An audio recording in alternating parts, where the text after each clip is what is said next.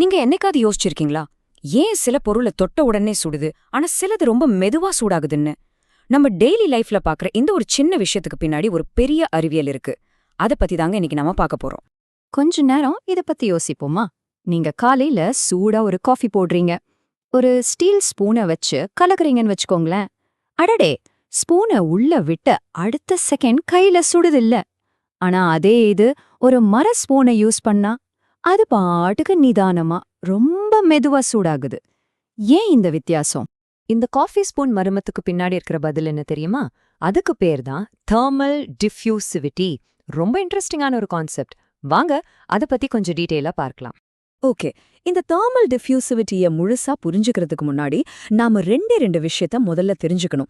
ஒன்னு, ஒரு பொருள் வெப்பத்தை எப்படி கடத்துது, அதாவது அது வழியா எப்படி அனுப்புது.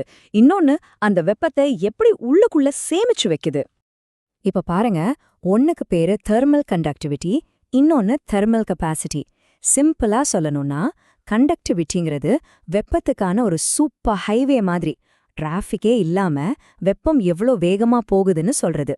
அதே நேரம் கெப்பாசிட்டிங்கிறது வெப்பத்துக்கான ஒரு பெரிய ஸ்டோரேஜ் டேங்க் மாதிரி. அது எவ்வளோ வெப்பத்தை சேமிச்சு வைக்க முடியும்னு சொல்றது. முதல்ல அந்த சூப்பர் ஹைவேவை பத்தி பாப்போம். அதாவது தெர்மல் கண்டக்டிவிட்டி. நம்ம ஸ்டீல் ஸ்பூன் கதைக்கு வருவோம். அதுக்கு கண்டக்டிவிட்டி ரொம்ப அதிகம். அதனால தான் வெப்பத்தை ஒரு எக்ஸ்பிரஸ் ட்ரெயின் மாதிரி கடத்தி அடுத்த செகண்டே உங்க கைக்கு சூடு தெரியுது. அப்போ அந்த ஸ்டோரேஜ் டேங்க்கு கதை என்ன? அதுதாங்க தெர்மல் கெப்பாசிட்டி. இதுக்கு கெப்பாசிட்டி ஜாஸ்தியா இருக்கிற பொருட்கள் என்ன பண்ணும்னா, சூடாகிறதுக்கு முன்னாடியே நிறைய வெப்பத்தை உள்ள இழுத்து வச்சுக்கும். நம்ம செராமிக் காஃபி கப் இருக்குல்ல, அது ஒரு பெஸ்ட் எக்ஸாம்பிள். அது வெப்பத்தை உள்ளேயே தக்க வைக்கிறதுக்காக தானே டிசைன் பண்ணிருக்காங்க.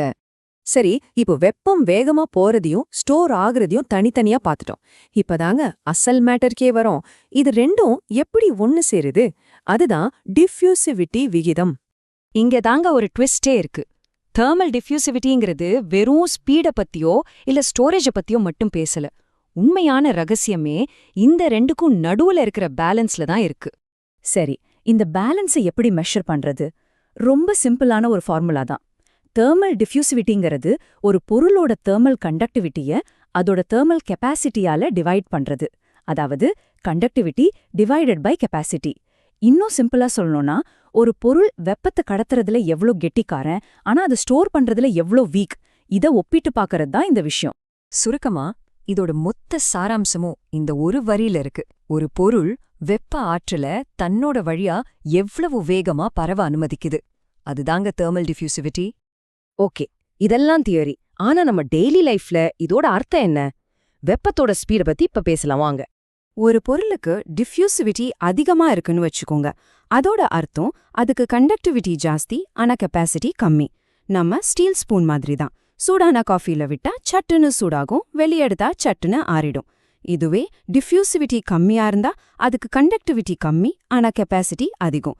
நம்ம மர ஸ்பூன் மாதிரி மெதுவா சூடாகும், மெதுவா தான் ஆறும். பாத்தீங்களா, ஆரம்பத்துல கேட்ட அந்த ஸ்பூன் மர்மம் இப்ப சால்வ் ஆகிடுச்சு. இத சும்மா கான்செப்டா மட்டும் இல்ல, நம்பராவும் அளக்க முடியும். இதோட unit metre square per second. அதாவது மீட்டர் ஸ்கொயர் பர் செகண்ட். இதுக்கு என்ன அர்த்தம்னா, ஒரு செகண்ட்ல வெப்பம் எவ்வளவு ஏரியாக்கு பரவுதுன்னு காட்டுற ஒரு அளவு தான் இது. சரி, இப்போ நாம கடைசி பகுதிக்கு வந்துட்டோம். இப்போ உங்களுக்கு தெர்மல் டிஃப்யூசிவிட்டினா என்னன்னு தெரிஞ்சிச்சு. இந்த புது அறிவு வச்சு நம்ம டெய்லி லைஃப்ல என்னவெல்லாம் கவனிக்கலாம்னு பார்க்கலாமா? இந்த மொத்த டிஸ்கஷன்ல நீங்க ஒரே ஒரு விஷயத்தை ஞாபகம் வச்சுக்கணும்னா அது இதுதான். Thermal diffusivity. சிம்பிளா சொன்னா டெம்பரேச்சர் சேஞ்ச் ஆகிறதோட ஸ்பீட். அவ்வளவுதாங்க விஷயம். இப்போ உங்க டர்ன். அடுத்த தடவை நீங்க கிச்சன்ல நிக்கிறப்போ இல்ல உங்க ரூமை சுத்தி பார்க்கும்போது ஒரு நிமிஷம் யோசிங்க. உங்களை சுத்தி இருக்கிற எந்த பொருளுக்கு தெர்மல் டிஃப்யூசிவிட்டி ரொம்ப அதிகமா இருக்கும்னு நினைக்கிறீங்க? யோசிச்சு பாருங்க. வர்ற பதில் உங்களையே ஆச்சரியப்படுத்தலாம்.